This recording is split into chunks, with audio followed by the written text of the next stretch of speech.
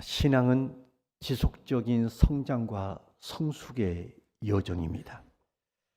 이 성장과 성숙의 개념적인 차이가 있지요. 이 성장이라고 하는 것은 외적인 확대와 관련되어 있어서 이런 양적인 변화나 또 크기나 또 능력의 증가를 말합니다. 반면에 성숙이라고 하는 것은 내면적인 변화와 관련되어 있어서 이것은 질적인 변화 또는 깊이 또는 완전함에 이르는 과정을 성숙이다, 이렇게 정의를 내릴 수 있습니다. 이것을 쉽게 우리가 어린아이의 성장으로 비유해 보면, 어린아이가 태어나서 키가 자라고 말을 배우는 것, 이것은 성장 과정이다, 이렇게 말할 수 있습니다. 하지만 이 아이가 점점 성장해 가면서 타인을 배려하고 또 책임감을 갖게 되는 그러한 면으로 나가는 것을 보면서 우리는 이 아이가 참 성숙했다, 이렇게 말합니다. 이것을 영적으로 설명하자면 하나님 말씀을 읽고 배우는 그것은 영적 성장입니다. 그러나 하나님의 말씀이 그 사람 속에 들어와서 실천하면서 이것이 믿음이 성장하고 그 다음에 성품이 변화되어져 가는 과정, 이것을 영적 성숙이다, 이렇게 말씀을 드릴 수 있습니다. 우리의 신앙이라고 하는 것은 영적 성장과 성숙을 추구합니다. 하나님 말씀을 많이 읽고 배우는 것에도 집중해야 될 뿐 아니라 또한 배운 것을 실천하여서 삶에 적용해서 영적으로 성숙해지는 것, 이것이 우리가 또한 추구하는 삶입니다. 많은 사람들이 신앙을 단순한 이 결단으로만 생각합니다. 예수를 믿으면 그것으로 끝난다고 여깁니다. 하지만 성경은 곳곳에서 우리 신앙이 계속해서 자라야 되고, 또한 그 자라는 성장과 성숙을 위해서 의지적인 노력과 땀 흘리는 수고와 시간과 열정의 대가를 지불해야 된다, 이렇게 가르치고 있습니다. 우리를 향하신 하나님의 기쁨은 우리가 영적으로 성장하고 성숙한 모습을 보면서 하나님이 매우 기뻐합니다. 이 부모의 기쁨도 마찬가지입니다. 자녀의 이런 성장과 성숙을 보면서 우리가 함께 기쁨을 누리고 있습니다. 인간은 자신이 성장하고 성숙해지고 있을 때, 그것을 느낄 때 행복합니다. 성장하면서 기쁘고 성숙하면서 자존감이 생깁니다. 그래서 우리는 많은 부분에 있어서 날마다 성장과 성숙하려는 삶을 살려고 노력하고 있는 것이죠. 하나님은 우리 안에서 이 성장과 성숙의 본능을 넣어주셨습니다. 그래서 우리 안에는 이 성장과 성숙의 본능이 있기 때문에 늘 어떤 것에 대해서 자꾸 배우고 싶고 훈련을 받아서 성장하고 성숙해지기를 기대하면서 그 안에서 보람을 찾고 즐거움을 얻습니다. 그러면 우리의 이 영적 성장, 이 성숙의 그 목표는 어디가 될까요? 오늘 우리가 말씀을 살펴보면은 하나님께서 우리의 이 성장과 성숙의 목표를 아주 매우 높게 잡고 있다는 겁니다. 곧 오늘 말씀에서는 그리스도의 분량에 충만한 데까지 이르어야 된다. 그 13절에서 그걸 말씀하고 있죠. 자, 13절 함께 읽어볼까요? 시작. 우리가 하나님의 아들을 믿는 것과 아는 일에 하나가 되어 온전한 사람을 이루어 그리스도의 장성한 분량이 충만한 때까지 이르리니. 여러분, 너무 놀라운 일 아닙니까? 굉장한 목표입니다. 굉장한 도전입니다. 우리가 알다시피 우리는 연약한 존재이기 때문에 사도 바울이 제시하는 이 그리스도의 장성한 분량까지 이르러야 된다, 이 목표 제시에 참 당황함이 없지 않아 있습니다. 그런데 하나님이 요구하는 수준이라는 겁니다. 특별히 15절에서도 그것을 이렇게 말하고 있죠. 15절 말씀 함께 읽을까요? 시작. 오직 사랑 안에서 참된 것을 하여 범사에 그에게까지 자랄지라. 그는 머리니 곧 그리스도라. 이렇게 하나님께서 우리 영적인 성장과 성숙의 목표를 높게 제시한다라 하는 이야기는 하나님이 그만큼 우리를 믿고 있다, 믿어주신다, 그 의미입니다. 그리고 그런 목표를 가지고 살 때 우리가 그렇게 도전할 수 있고 그런 목표 앞에 우리가 또한 나아가고자 하는 그러한 마음도 일어날 수 있습니다. 그렇습니다. 우리가 주님을 따르는 제자로서 우리는 이 땅에 사는 여정 자체가 주님을 닮아가는 것입니다. 그래서 우리 시대에 이 그리스도의 정신으로 한 생을 헌신하면서 살았던, 그러다가 참 멋지게 이 세상을 살다가 가셨던 헨리 나우엔이라고 하는 분이 이런 이야기를 했어요. 한번 들어보실래요? 예수님이 하셨던 것을 우리가 알고 예수님이 행하셨던 것을 우리가 행하도록 우리는 부름을 받았습니다. 우리들의 영적 생활에 있어서 커다란 도전은 우리 자신이 예수님과 같다고 주장할 수 있어야 한다는 것입니다. 다시 말하면 우리는 지금 세상에 존재하고 있는 작은 예수라고 말할 수 있어야 한다는 것입니다. 진정한 구원이 무엇입니까? 진정한 구원은 우리가 작은 예수 그리스도가 되는 것입니다. 옳은 말입니다. 하나님은 우리를 작은 예수가 되게 하기 위해서 부르셨습니다. 오늘 말씀의 표현으로 말씀드리자면 이 모습은 온전한 사람을 이루어 그리스도의 장성한 분량이 충만한 데까지 이루도록 우리를 부르셨다는 겁니다. 그리고 15절 말씀에서 범사에 그에게 곧 그리스도에게 자라가야 한다라고 말씀하고 있습니다. 여러분, 우리가 성경의 사복음서나 아니면 사도 바울 서신서를 살펴보면 주를 따르는 우리에게 주님께서 기대하고 목표한 바를 이렇게 말합니다. 예수님을 닮고 예수님을 따르는 제자가 되어야 한다. 이 메시지를 직접 간접으로 교훈하고 있음을 발견하게 되어집니다. 우리 주님의 최대의 관심은 우리로 하여금 예수님처럼 되고 예수님처럼 사는 작은 예수로 살아가는 겁니다.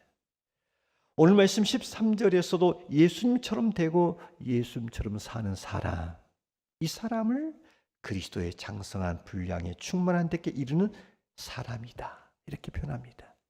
또한 이 사람을 온전한 사람이라고 독특한 언어를 쓰고 있습니다. 여러분, 13절을 다시 한번 볼까요? 함께 다시 한번 읽어봅시다. 시작. 우리가 하나님의 아들을 믿는 것과 아는 일에 하나가 되어 온전한 사람을 이루어 그리스도의 장성한 분량이 충만한 때까지 이르리니.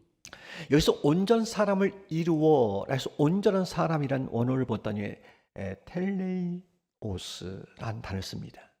이게 이제 직역하면 무슨 말이냐면 완전한, 성숙한, 그러니까 온전한 사람이란 완전한 사람, 성숙한 사람, 이렇게 말합니다. 그러면 어떤 사람이 온전한 사람인가? 이 부분에 있어서 13절은 좀 더 우리에게 이 추상적인 온전함을 우리가 좀 구체적으로 표현해 줍니다. 하나님의 아들을 믿는 것과 아는 일에 하나가 된 사람. 이것이 온전한 사람을 이루는 것이다, 이렇게 말하고 있죠. 그러니까 우리가 사자성어로 만나면 신행일치하는 사람, 믿고 있는 바를 실제 삶 속에서 적용해내는 사람, 살아내는 사람, 이 사람이 온전한 사람, 성숙한 사람이다 라고 말합니다. 또 오늘 말씀에서는 이 온전한 사람을 가리켜서 계속적으로 반복적으로 그리스도의 장성한 분량이 충만한 데 이른 사람이라고 표현했어요. 그런데 여기서 장성한 분량이 뭐냐는 겁니다. 어떤 것이 장성한 분량이냐는 겁니다. 이것은 다름이 아니라 다 큰 성인의 남자의 신장을 말합니다. 체구를 보나 무엇을 보나 잘 사람으로서 잘 구비된 갖추어진 모습이라는 겁니다. 일컬어서 이런 사람이 장성한 분량에 이른 사람이라는 겁니다. 그러면 우리 삶 속에서 내면적으로 외적으로 건강성이나 모든 면에서 잘 갖추어진 사람이 누구냐? 장성한 분량의 모델은 누구냐?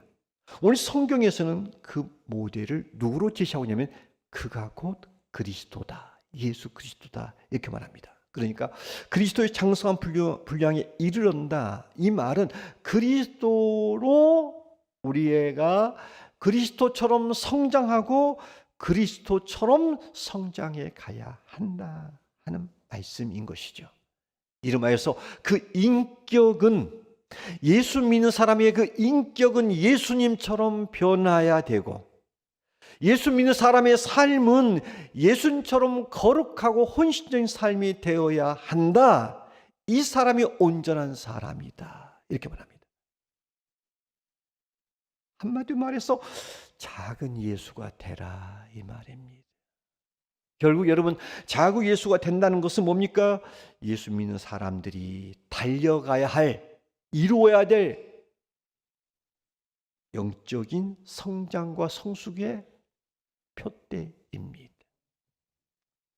그렇다면 우리는 예수 믿고 난 다음에 온전한 사람, 작은 예수 성장하고 성숙하려면 어떻게 해야 됩니까?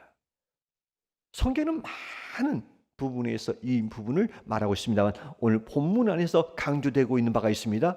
그것은 배워야 한다 하는 겁니다. 배워야. 훈련 받아야 한다 하는 겁니다.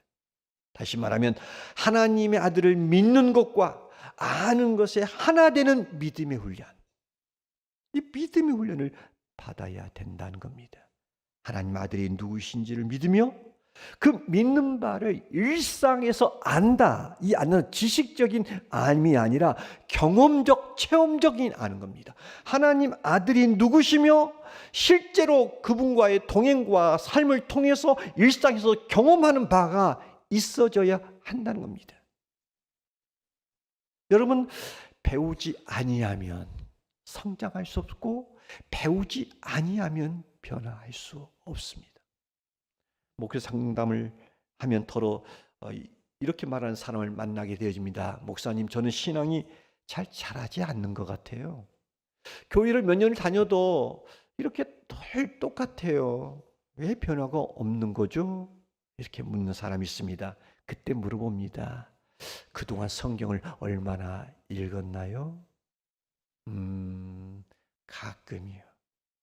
기도는 요즘 어떻게 하세요? 거의 안 해요. 그러면 매일 1, 2, 3, 4 경건 운동은 하시나요?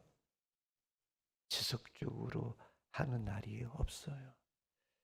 여러분, 이런 삶이라면 신앙이 성장할 수 있을까요? 우리 몸이 건강해지려면 먹는 것도 균형 잡힌 식단을 짜서 먹어야 되고 운동도 꾸준히 해야 됩니다. 마찬가지로 영적으로 성장과 성숙을 하려면 우리는 매일 영적 양식을 먹고 영적 운동을 해가야 되겠죠. 곧 우리 삶 속에 매일 말씀을 읽고 매일 기도를 하고 매일 큐티를 하고 매일 감사일기를 써보는 거예요. 최소한 우리 삶 속에서 매일 1, 2, 3, 4 경건 운동을 해가야 한다는 겁니다. 여러분, 우리가 코로나 때 매일 2, 3, 4 경건 운동을 통해서 몸된 교회가 굉장히 우리가 건강성을 유지해 왔는데 몇 년 지났어요. 매일 1, 2, 3, 4 경건 운동이 뭔지 아세요? 1이 뭐나요? 엄매 진짜 모르네. 1이 뭐예요? 뭔 소리요? 와, 첫째는 매일 큐티야, 큐티. 매일 큐티하자. 하루에 한 번 큐티하자. 2는 뭐예요? 기도인데 어떻게 기도하자? 무슨 기도를 가지고 기도하자? 119 기도문. 119 기도문 뜻이 뭐예요? 오전 11시, 밤 9시. 하루에 2번은 기도하자. 놀라운 발견처럼 쳐다보고 있어요, 지금. 아주 신기하나 봐요, 이게. 3이 뭐예요? 3. 주여, 3이 뭐예요? 아? 네, 3장 성경은 읽자. 4는 뭐예요? 감사 일기는 쓰자. 매일 경건 생활을 갖고, 기도는 하루에 2차례 정도는 119 기도문 가지고 해가고, 우리가 3장의 성경책 읽어가고 감사일을 써보자는 거예요. 이렇게 우리가 하게 될 때 최소한 우리가 영적인 성장 성숙의 최소한 메마른 땅은 아닐 겁니다. 그러나 여기서 끝나면 안 되죠. 우리가 교회의 이 공동체로 영적인 성장과 성숙을 하려면 우리가 또 해야 할 일이 있어요. 그것은 뭡니까? 교회 안에서 개설하고 오픈한 각종 평신도 훈련 과정에 적극적으로 참여해서 훈련을 받는 겁니다. 평생 학습자의 정신으로 영적 훈련을 받는 겁니다. 로마서 10장 17절은 이렇게 말합니다. 함께 읽습니다. 시작. 믿음은 들음에서 나며 들음은 그리스도의 말씀으로 말미암았느니라. 그렇습니다. 말씀을 읽어야 됩니다. 들어야 됩니다. 신앙 성장과 성숙은 시간이 그냥 지나가면서 저절로 되어진 것이 아닙니다. 영적 성장과 성숙의 원리는 분명합니다. 따라해 볼까요? 영적 성장과 성숙의 원리, 여러분 단순 따라하세요. 단순 반복 지속 훈련. 눈 감으세요. 우리가 영적 성장과 성숙을 하려면 원리가 있어요. 첫째 뭐라고요? 두 번째, 세 번째, 네 번째. 여러분 그렇습니다. 우리가 가지고 있는 늘 성경의 진리를 보십시오. 모든 진리는 아주 단순합니다. 그런데 이 단순한 것을 반복해서 우리는 듣고 훈련하는 겁니다. 그리고 어떻게 합니까? 지속해야 되고 좀 더 강도 있는 훈련으로 나가게 될 때 우리의 영적 성장과 성숙이 이루어진다는 것입니다. 이름하여서 평생 학습자의 정신으로 듣고 배우고 실천할 때 우리의 삶의 성장과 성숙이 따라올 줄로 믿습니다.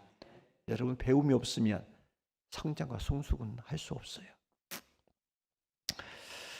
우리는 종종 신앙이 오래되어지면 신앙 연조가 깊어지면 자연스럽게 영적인 발견과 성숙으로 나갈 거라고 생각합니다. 그러나 영적 성장과 성숙만큼은 자동이 없습니다. 이것은 배워야 됩니다. 배운 바를 삶 속에서 실천할 때 이게 성숙함으로 이어집니다.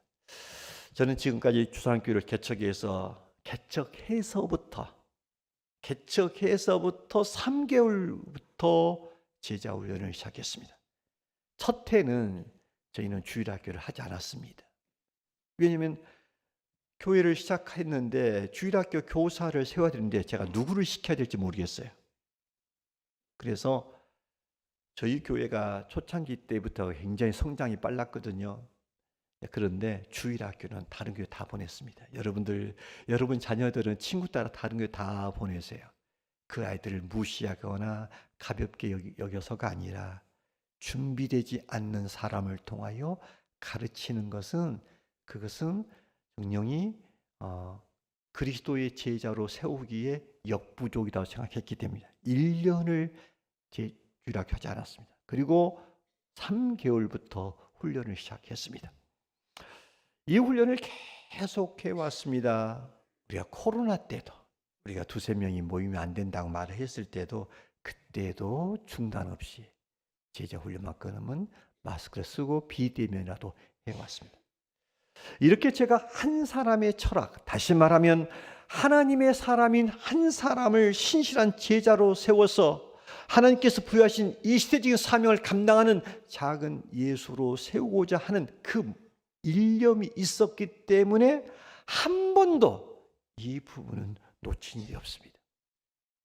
여러분, 이 사람을 세우는 일에 있어서 이 사역은 목사의 기능적 사역에서 가장 첫 번째, 곧 가장 우선순위가 곧 이 사역입니다.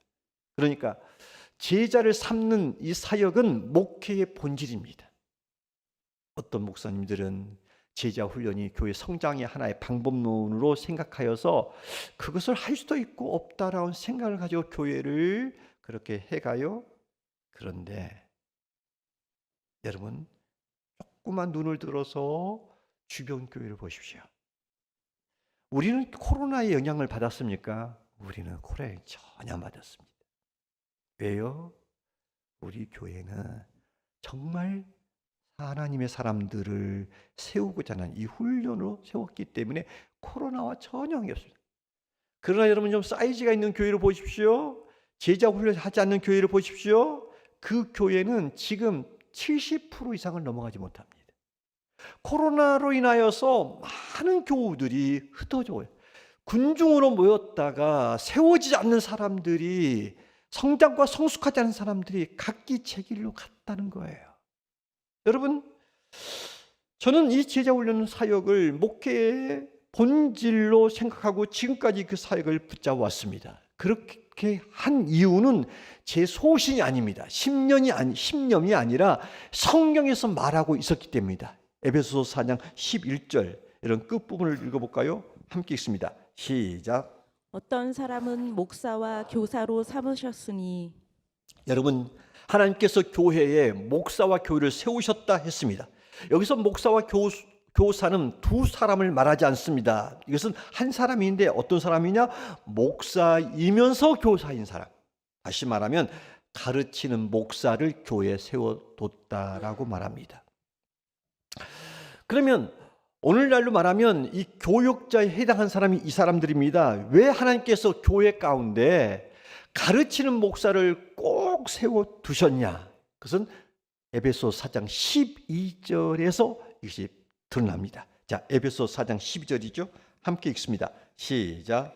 이는 성도를 온전하게 하여 봉사의 일을 하게 하며 그리스도의 몸을 세우려 하심이라. 여러분, 그렇습니다. 12절 앞부분에서 목사를 세운 이유가 있습니다. 뭐예요? 이는 성도를 온전케 하여. 이 말은 성도들에게 말씀을 가르쳐서 온전한 사람을 만들라고 이 시대에 교회 가르치는 목사를 세워뒀다는 것입니다.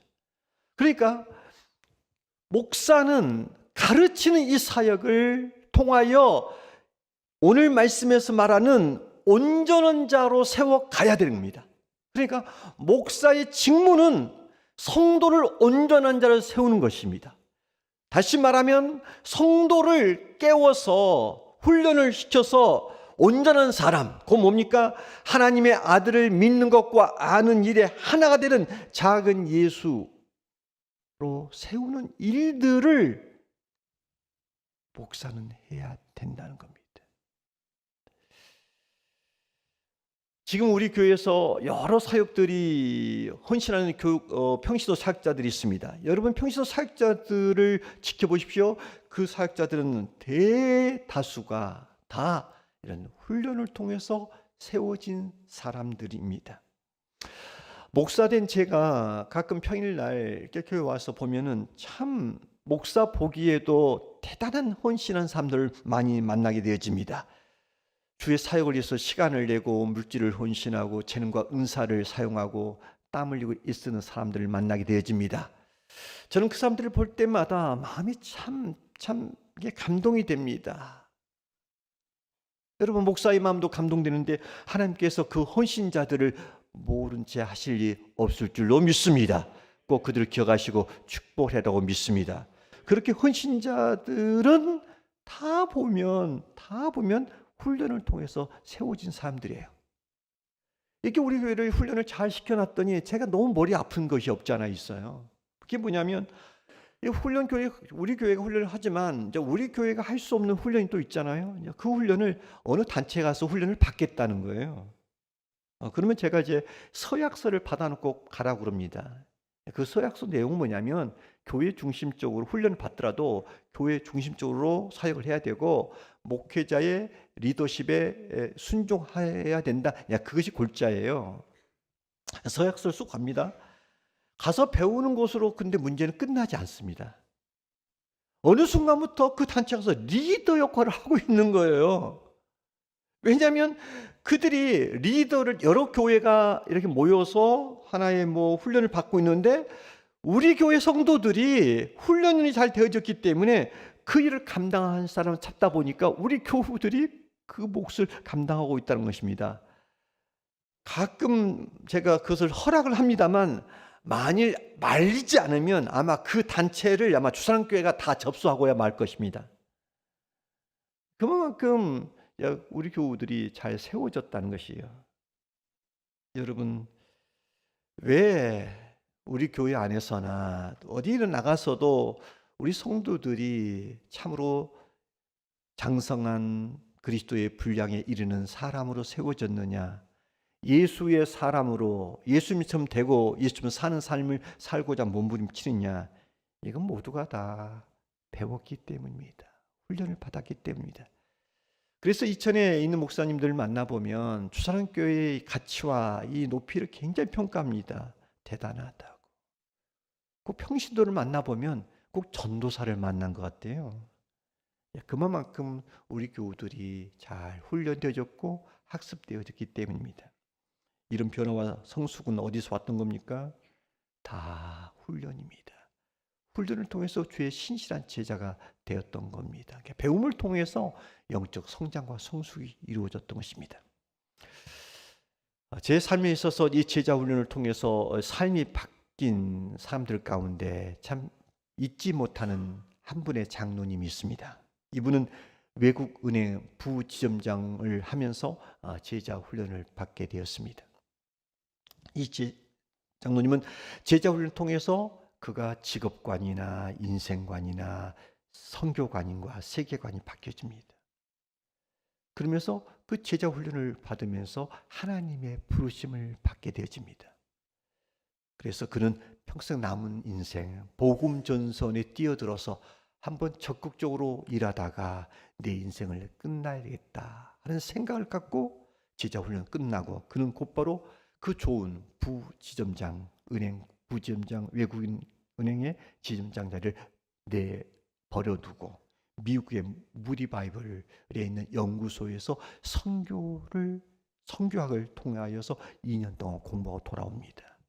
그리고 교회에서 시무장로 자리를 내어놓고 7년 동안 선교 현장에 가서 일하다가 그가 돌아옵니다. 중앙아시아로 나갑니다. 나이가 60이 다 되어 가는 마당에 마지막으로 주님 앞에서 보람되게 살고 싶다는 그 마음, 그 선교의 헌신, 부부가 그렇게 삶을 들여줬던 그 근거가 동기가 어디 있었느냐? 그가 제자훈련을 통해서 배움을 통해서 변화되어졌기 때문입니다. 보배롭고 존귀한 주사랑 가족 여러분, 저는 이번 주로부터 해서 앞으로 12주에 걸쳐서 자랑스러운 우리 주사랑인의 상을 제가 설교하고자 합니다. 이 주상상은 여기에 나와 있는 현수막에 있는 그러한 하나의 내용들입니다. 여러분이 혹시 예배 끝나면 사진 하나 찍어놓고 여러분 카톡에다가 다 인스타에다 푸샤를 한번 해놓으십시오. 제가 지금까지 목회를 하면서 늘 추구하고 기대했고 우리 성도들을 이러한 사람을 세우고자 하는 열망을 품었던 하나의 이미지, 메시지화된 상입니다. 그래서 이제 계속해서 이 말씀을 하는데 오늘이 그 첫 번째 평생 학습자 상을 세우고자 해서 오늘 말씀이 전해지는 겁니다. 여러분, 우리는 배워야 성장하고 성숙합니다. 하나님의 아들을 믿는 것과 아는 일에 하나가 될 때까지 배워야 합니다. 이 신앙의 학습이라고 하는 것은 단순히 지식의 습득이 아니라 이 삶의 변화와 연결되어 있는 과정이기 때문에 우리는 꼭 학습되어야 되고 훈련되어야 되고 배워야 합니다. 여러분, 배움을 통해서 영적인 성장과 성숙이 되어지면 어떤 일이 일어나는지 아십니까? 14절은 우리에게 이렇게 말합니다. 14절 함께 읽을까요? 시작. 이는 우리가 이제부터 어린아이가 되지 아니하여 사람의 속임수와 간사한 유혹에 빠져 온갖 교훈의 풍조에 밀려 요동하지 않게 하려 함이라. 아멘. 여러분, 신앙적으로 성숙하면 영적으로 어린아이가 되지 않습니다. 영적 어린아이 안 되기 때문에 쉽게 흔들리지 않습니다. 시험에 들지 않습니다. 많은 사람들이 신앙생활에 있어서 흔들리고 그러한 넘어짐이 있는 이유는 뭡니까?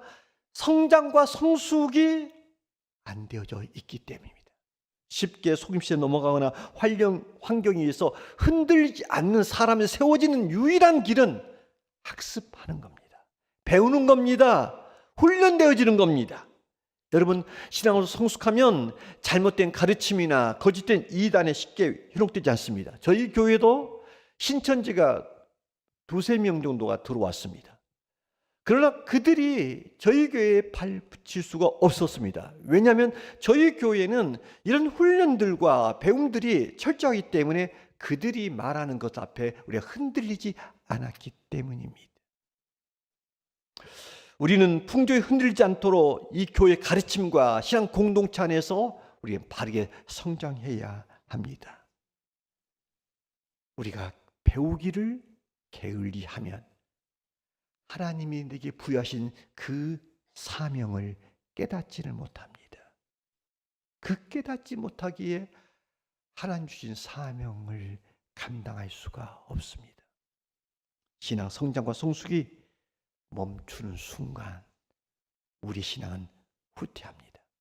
그러기에 우리는 계속해서 배워야 되고 신앙이 깊어지도록 해야 되고 삶의 변화가 나타나도록 계속 학습되어야 됩니다. 실제로 많은 사람들이 이야기합니다. 훈련 받을 때 그때가 고단하고 다소 힘이 들었지만 그때가 나의 가장 영적 부흥기였다고. 여러분, 저는 이 주님의 양된 여러분을 위탁받은 주사랑교회 목자입니다. 제가 제일 두려워하는 것은 제가 여러분을 낳은 사람들이 아닙니다. 여러분은 주님의 목자, 주님의 양들입니다. 저는 주님의 양을 위탁받은 목자입니다. 사람은 자기의 소유는 때로는 상처가 나고 깨어지고 때로는 손실이 있어도 내 것이니까 내가 감당하면 됩니다. 그러나 남에게 위탁받은 것은 함부로 할 수 없습니다. 특별히 주께 받은 양들은 함부로 할 수 없습니다. 주님은 제게 여러분을 맡기시면서 하신 말씀이 내 양을 치라, 내 양을 먹이라, 이렇게 위탁하여 여러분을 맡기셨습니다. 저는 제 능력을 압니다. 그러기에 저는 한 번도 교회 사이즈를 가지고 기도를 해본 적은 없습니다. 다만 어떻게 주님의 양을 내가 잘 양육해서 예수님처럼 되고 예수처럼 사는 신실한 제자로 만들어서 하나님 앞에 주신 사명을 잘 감당하다가 상급받는 사람들로 세울 것이냐, 이것이 오직 목회하는 데 일념이었습니다. 제가 여러분들을 이렇게 잘 먹이고자 부족한 내 한계점, 내 총량의 한계점 안에서 저는 제 메시지를 고민하고 애쓰며 묵상하며 전하려고 하고 있습니다. 여기서 끝나지 않고 여러분을 옳은 길로 인도하고자 하는 선한 목자가 되기를 소망합니다. 그러기에 저는 여러분한테 그런 기대가 있습니다. 바람이 있습니다. 여러분, 잘 배우셔야 됩니다. 잘 학습하셔야 됩니다. 잘 훈련 받으셔야 됩니다. 그래서 온전한 사람들이 되셔야 합니다. 예수님처럼 되고 예수님처럼 사는 사람으로 살아가셔야 합니다.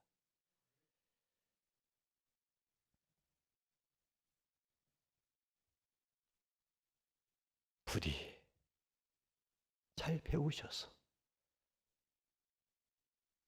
그리스도의 장성한 분량에 충만한 사람들이 되기를 주의 이름으로 축원합니다. 부디 잘 배우셔서 범사에 그리스도에까지 자라는 사람들이 되기를 바랍니다. 부디 잘 배우셔서 꼭 인격은 예수님처럼 되고 삶은 예수처럼 살아내서 작은 예수로 살아내기를 주의 이름으로 축원합니다.